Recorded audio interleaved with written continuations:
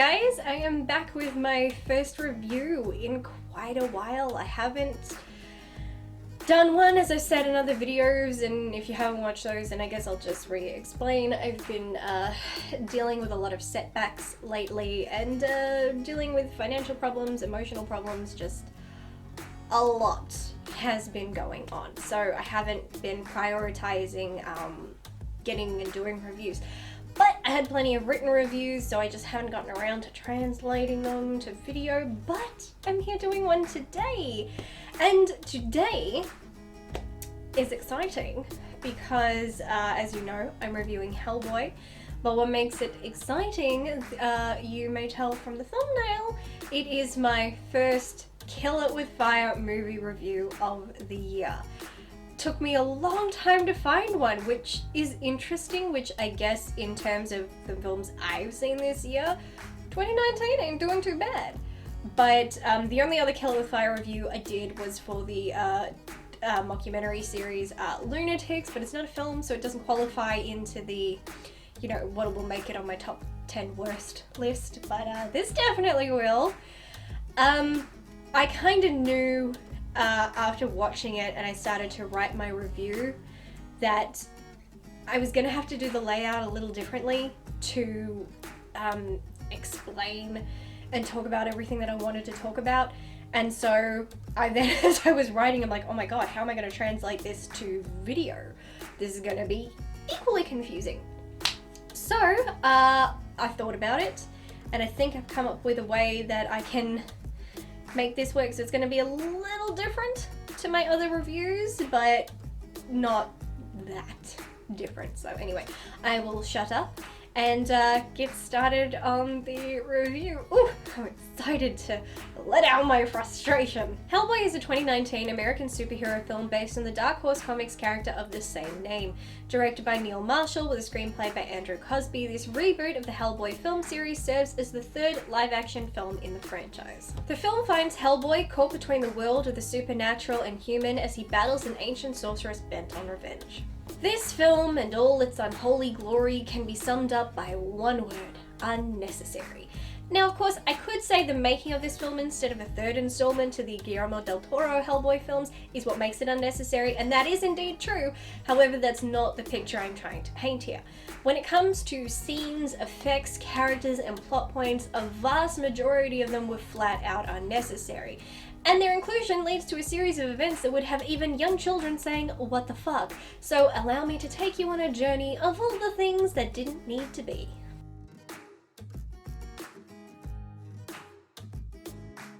Our first introduction to Hellboy in the film is witnessing him searching for a missing BPRD agent. Fists are thrown, fangs are bared, and Agent Ruiz is killed in the process. This scene is used to place Hellboy in a state of guilt and depression, which has little to no impact on the audience, as the film has only just begun and we know nothing about this Hellboy or why we should care about his feelings. The scene is also used to introduce Hellboy, but being that Hellboy did very little and got his ass kicked, not the world's best introduction. On top of that, Hellboy begins learning about the end of the world. Given this is brought up later and in great detail, including it in the first 5 minutes holds no purpose. While introducing us to Hellboy by having him fight evil would be a lovely introduction and ideal, all we got was a bad setup, useless emotional plot point, and watching our leading character showcase very little skill in his field of expertise.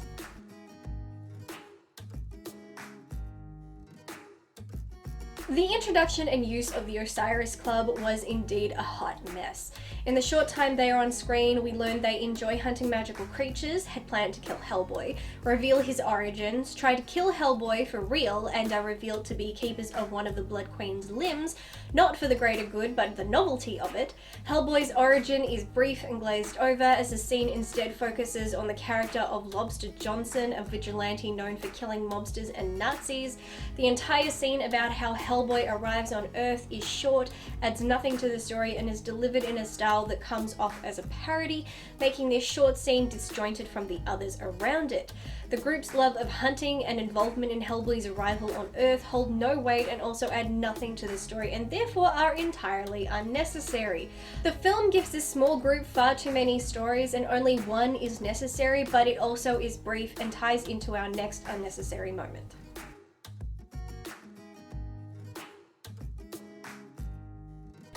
finds himself at the mercy of the Osiris Club, who lured him out as a means to get him in the open and kill him.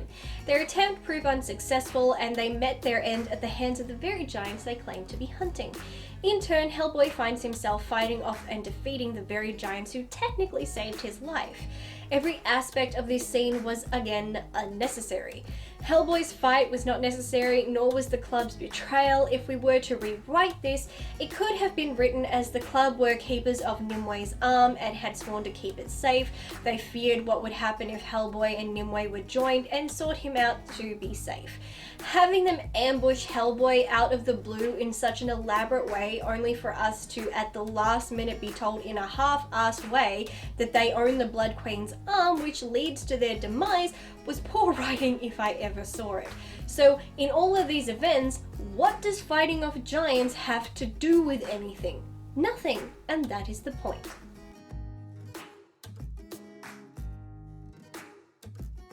This character is both necessary and unnecessary. While writing him as having a considerable vendetta against Hellboy over something so mundane is indeed pitiful writing, there was potential there. Had the character been a long-time worshipper of the Blood Queen and wished for her return, there would have been a far more significant and logical motivator for the character and would have made him more impressive. It also would have opened the character to being of more use to the story instead of being written as an idiot with a dumb grudge. When he and Hellboy finally confront each other, Hellboy once again sees himself getting his ass kicked. In the end, the character is killed by the very person he helped restore, so at the end of the day, his grudge was pointless. And his confrontation with Hellboy achieved nothing other than showing us again Hellboy is quite useless.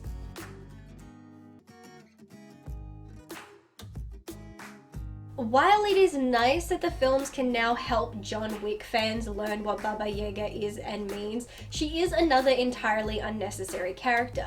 While Baba Yaga says Grogak, I can't pronounce that name, on his path, the fact there are two reasons for restoring the Blood Queen with neither being brought to fruition is just sad. Baba Yaga's first scene is one of the worst in the film. A conversation between two characters, both hidden from the audience, and even though we cannot see them, for added emphasis, a black shroud covers the set as to make sure we see little of what is already there. Baba Yaga was a character who contributed nothing and struck a deal with Hellboy that meant and achieved nothing, making her, here's that word again, unnecessary.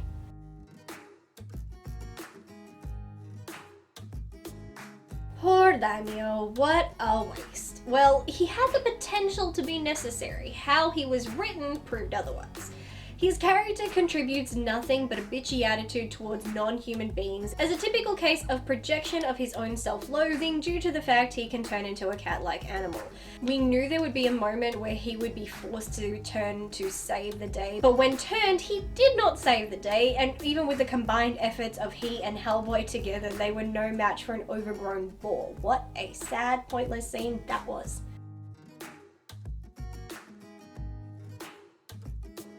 At one point, the film goes through an entire song and dance that finally really explains Hellboy's origins, though this being said by Merlin himself was quite strange. Merlin presents Hellboy with Excalibur, the legendary sword that only a descendant of King Arthur can wield. Merlin makes a big deal about how he used the last of his magic and energy to retrieve it so Hellboy could have it, and died in the process as Hellboy declined. Merlin's sacrifice was revealed to be unnecessary when all it took later to find Excalibur was for Hellboy to get crashed through a not very deep hole in the floor of a church. Pretty convenient and underwhelming, if I may say so.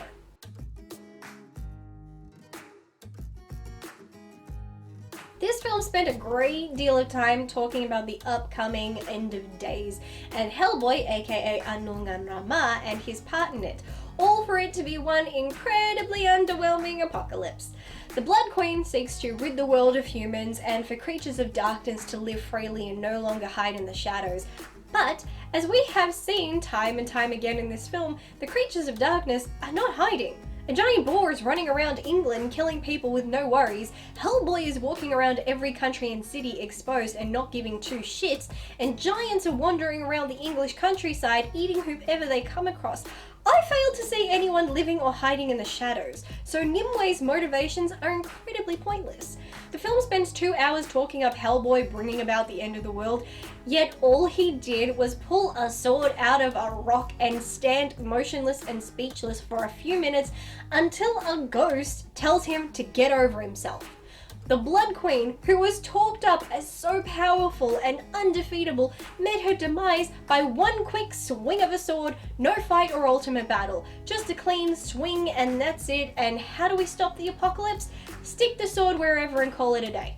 Simple as that. Almost every moment to happen in this film was pointless and unnecessary, and was proved so by a later scene which showed us what happened earlier didn't need to be included. This film's most significant failure is its script. It goes overboard, adding in scene after scene without thinking if they belong there or not. The script tries to tell the story 7 different ways instead of just sticking with one. While the film is rated R, I failed to see anything R about it, which it claims to be full of gore. I was unable to see that as accurate. The carnage was relatively limited, and to top it off was mostly done by CGI with very little being practical effects, so instead of appearing serious, everything comes off as a giant joke that no one was in on. The most R-rated aspects of this film was the overuse of curse words. The opening narration drops an F-bomb on its audience just 3 seconds into the film's opening scene. If you know me, you know swearing is my first language, but this film throws profanity around like there's no tomorrow and never inserts it into a line of dialogue or a scene where its use makes sense. The film tries to be rebellious and edgy with its enthusiastic use of profanity, and instead comes off as a child trying to get in with the cool kids by thinking if it says fuck enough, it'll be one of them. This film had a budget of $50 million and wasted so much of that money on using CGI when it didn't have the money to do so. For example, at the start of the film, Hellboy is drooling. The drool was CGI. Why would you waste money on CGI drool instead of just having your lead actor drool, or is drooling not in his contract? Let's make a comparison. 2004's Hellboy had a budget of $66 million.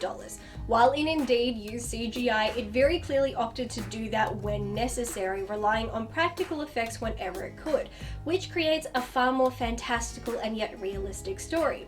This film, however, had a smaller budget and relied solely on CGI to tell its story and didn't have the money to pull it off. For example, Avengers Endgame knew it had to rely on CGI to create the film it wanted. It had a budget of $356 million, and because of that made its CGI dreams come true. So while to us peasant folk $50 million may seem like a lot, in the world of CGI it's not much at all. This film should have opted for practical effects whenever it could, as the CGI work ended up being terrible, from apparent fake blood and drool down to fight scenes. Not all creatures were adequately integrated into the film visually. This is evident during the giant fight. During one frame, as the giant swings his sword down to hit Hellboy and gets dirt instead, Hellboy runs directly through the sword. Given this sword was added in post-production, the fact no one thought to put the sword in a spot where the actor in the frame wasn't running directly through it is a hilarious and sad CGI fail. Not a single aspect of the CGI work was believable or done well, and at times neither was the practical work. Prosthetic work on David Harbour was, in my opinion, inferior to the work done on Ron Perlman. During multiple close-ups, the prosthetics seemed obvious, and the horns and hair continued to look like prosthetics. It made it uncomfortable to watch, as it prevented me from being sold on the story or characters.